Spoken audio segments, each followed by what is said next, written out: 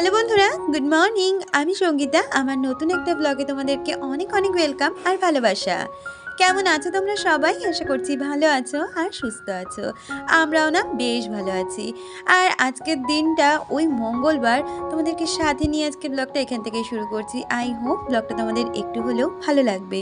ভিডিওর প্রথমে সকলকে জানাই হ্যাপি নিউ ইয়ার। সবাই খুব ভালো থেকো, সুস্থ থেকো। নতুন বছর তোমাদের যেন খুব খুব ভালো যায় আর সকলের মনোবাসনা যেন খুব ভালোভাবে পূরণ হয়। আজকে নতুন বছরের প্রথম ভিডিও, তাই তোমাদেরকে হ্যাপি নিউ ইয়ার উইশটা করে দিলাম। কিন্তু ভিডিওটা দেখছো, এটা কিন্তু পুরনো বছরেরই ভিডিও। অনেক দিন লেট হয়ে গেছে তোমাদের সাথে ভিডিও শেয়ার করতে। আসলে ওই যে এখন না কিছু একটা রেস চলছে বলতে পারো, এই নিউ ইয়ারের একটা রেস। তারপরে সত্যি কথা বলতে আমারও কয়েকদিন ধরে ভীষণ শরীরটা খারাপ ছিল। তোমরা তো আগের ভিডিওতে দেখেইছিলে আমার ভীষণ ঠান্ডা লেগেছিল, আর ঠান্ডাটা কন্টিনিউ অনেক দিন চলেছে। তারপরে পেট নিয়ে কয়েকদিন ভুগেছি, যার জন্য না ভিডিও আর কন্টিনিউ তোমাদের সাথে করতে পারিনি। তবে কথা দিলাম আজকে থেকে কন্টিনিউ তোমাদের সাথে ভিডিও আসতে চলেছে। আজকের দিনটি ওই যে বললাম মঙ্গলবার ছিল, আর ওইদিকে তো সবার এখনও ছুটি কাটাচ্ছে ওরা। ওইদিকে না ওরা সবাই শুয়েছিল। আজকে আমার একটু মুড হয়েছিল যে বাজারে যাব, তাই হাজব্যান্ডের সাথে সকালবেলা করে আগে বাজারটা সেরে এসেছি, আর তারপরেই সংসারের কাজগুলোতে হাত দিয়ে নিয়েছি। আকাশের অবস্থা খুবই খারাপ, সেই জন্য জামা কাপড়গুলো আর সকালে মেলিনি। বাজার থেকে এসে বাজার করে আর ড্রেসটা চেঞ্জ করিনি। শীতকালে জানো তো এই জামা কাপড় পরা আর খোলার মধ্যে যে কী কষ্ট। একবার যদি যে জামা কাপড়ে গা গরম হয়ে যায় সেটা খুলতে না সত্যিই ভীষণ কষ্ট হয়। তাই জামা কাপড়টা আগে চেঞ্জ না করে ভাবলাম বিছানাপত্রগুলো তুলে জামা কাপড়গুলো মেলে নিই, শুধু রান্নাঘরে যাওয়ার আগে চেঞ্জ করে নিলে হয়ে যাবে। তো যথারীতি সেইভাবে কাজগুলো করে নিচ্ছি। এদিকে দেখো আকাশটা ভালো না বলে জানলাটা আর খুলিনি, শুধু পর্দাটা সরিয়ে রেখেছি। যখন একটু আকাশটা ভালো হবে, যদি রোদ্দুর ওঠে বেলার দিকে, তারপরে জানলাটা খোলা যাবে, না হলে আর খুলবো না। প্রচণ্ড পরিমাণে হাওয়া দেয় জানো তো। আর এইদিকে এখন বিছানার মানে যে মশারিটা ছিল মশারিটা খুলে নিয়েছি, আর এখন কম্বলগুলোকে একের পর এক ভাঁজ করে নিচ্ছি। আমাকে সৌমি রূপা চ্যানেল থেকে দিদি কমেন্ট করেছে। সে লিখেছে, তোমার সব ভিডিও দুর্দান্ত হয় দিভাই। থ্যাংক ইউ সৌমি, এইভাবেই আমার পাশে থেকো। আর মহার্ঘ চ্যানেল থেকে আমাকে কমেন্ট করেছে। সে লিখেছে, তোমার ভিডিও আমার ছেলের খুব ভালো লাগে। থ্যাংক ইউ মহার্ঘ, এইভাবে আমার পাশে থেকো। আর এদিকে দেখো কথা বলতে বলতে আমি কিন্তু বিছানাটাকে ভালো করে গুছিয়ে নিয়েছি, আর তারপরে বিছানাটাকে ভালো করে টান টান করে নেব, যেটা কিনা আমার সবসময় পছন্দের একটা জায়গা। বিছানা অন্তত টান টান থাকবে আর পরিষ্কার পরিচ্ছন্ন থাকবে। ঘরের সব কোনাচে আনাচেগুলোই সবসময় পরিষ্কার রাখার চেষ্টা করি, তবে আমাদের ঘরের কিন্তু সবথেকে বড় জায়গা জুড়ে যদি কিছু থাকে সেটা হচ্ছে আমাদের বিছানা।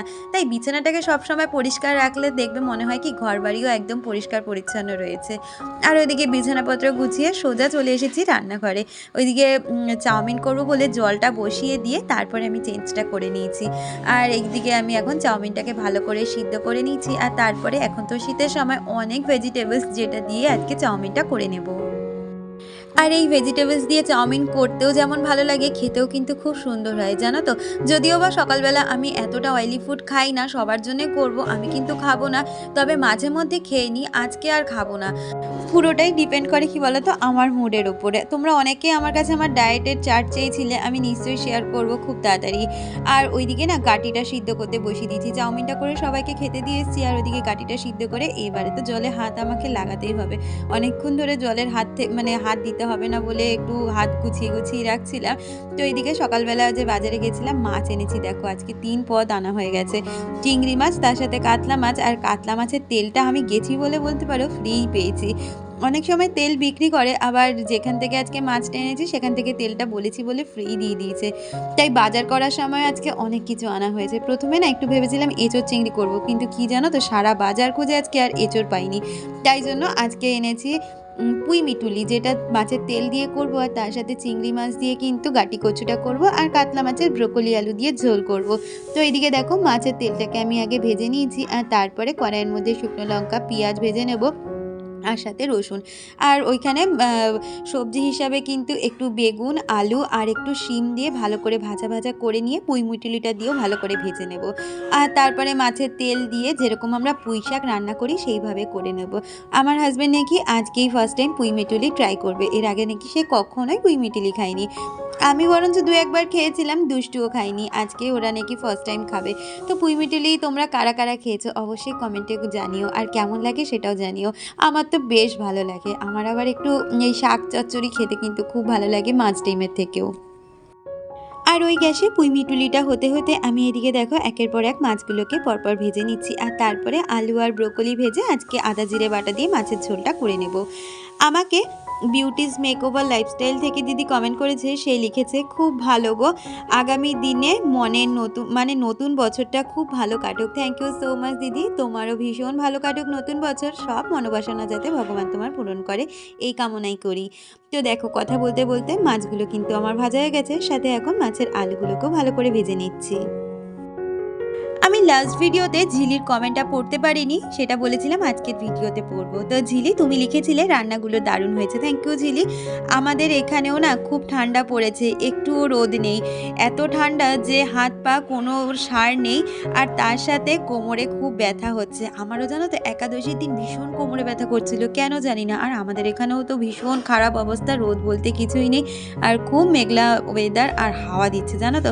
তোমাদের ওখানে কিসের মেলা হচ্ছে? আমাদের এখানে না প্রতি বছর পানিহাটি মেলা, মানে আমরা যেখানে থাকি ওইটা তো পানিহাটি এরিয়ার মধ্যে, তো ওইখানটা পানিহাটি মেলা, যেখানে কিন্তু বই মেলাও আছে। পানিহাটি মেলার ভিডিও কিন্তু অলরেডি আমার রিলসে চলে এসছে, তোমরা চাইলে আমার শর্টসটা কিন্তু দেখে নিতে পারো ওখানে কি কি হচ্ছে বা কি কি হচ্ছে না।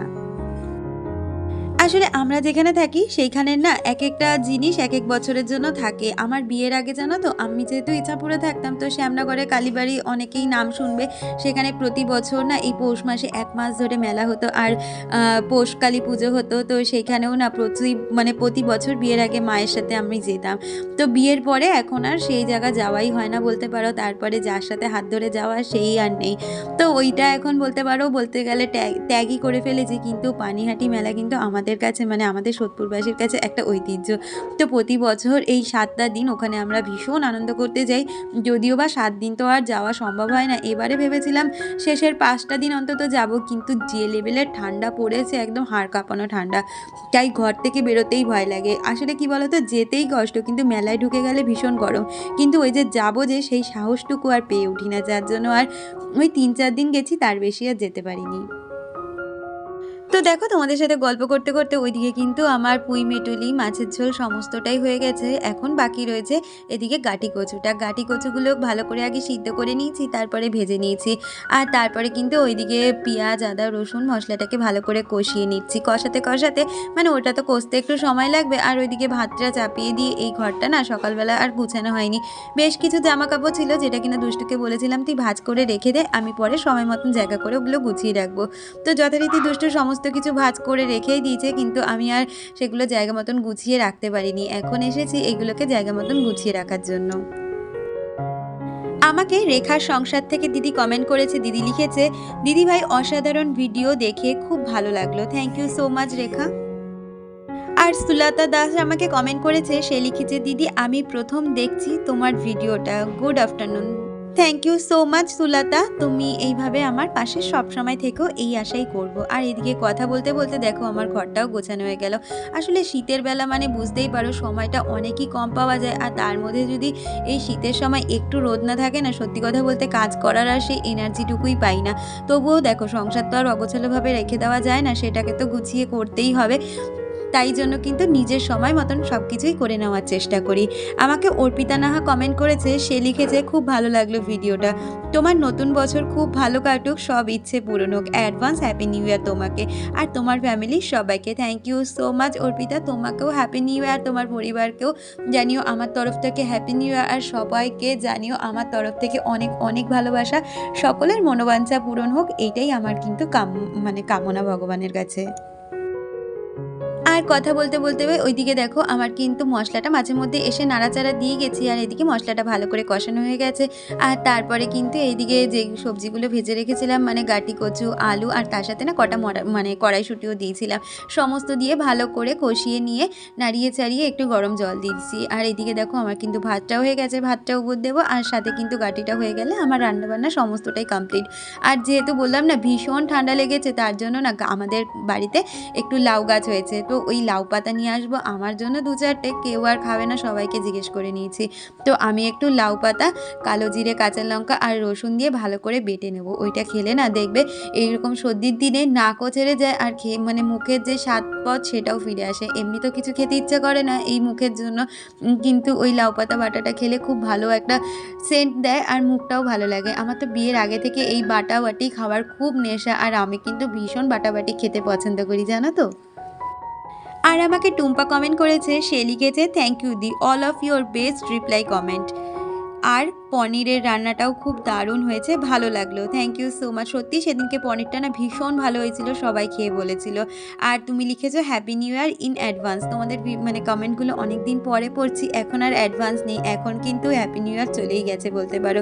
তো তোমাদের সকলকে আমার তরফ থেকে হ্যাপি নিউ ইয়ার, সবার যেন নতুন বছর খুব ভালো কাটে। আর এইদিকে কথা বলতে বলতে দেখো আমি কিন্তু রান্নাঘরটাকেও সুন্দরভাবে পরিষ্কার করে নিচ্ছি। আর রান্নার পরে এই কাজটা তো প্রতিদিন করে থাকি, তোমরা যেমনটা জানো।